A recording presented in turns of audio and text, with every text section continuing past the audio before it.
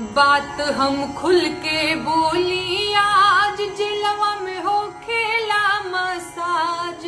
दारू बेचवन के बाराज, आपके लागे नाही लाज। आपन राज्यत नाही ठीक से संभार पहिले हो, गुजरात गईले हो।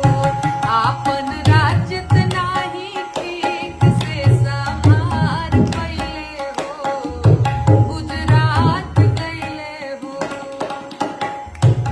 कहले लोकपाल ले आइब, सब भ्रष्टन के जेल भेजाइब।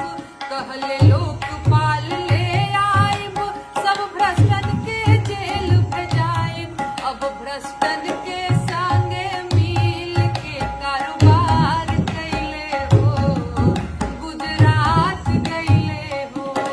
आपन राज्यत नाही ठीक से संभार पहिले हो, गुजरात गईले हो। सब है मिले हुए जी कह के, आप भी उसी ओर है बह के। सब है मिले हुए जी कह के, आप भी उसी ओर है बह के। यूपी बिहार के मजदूरन के दर की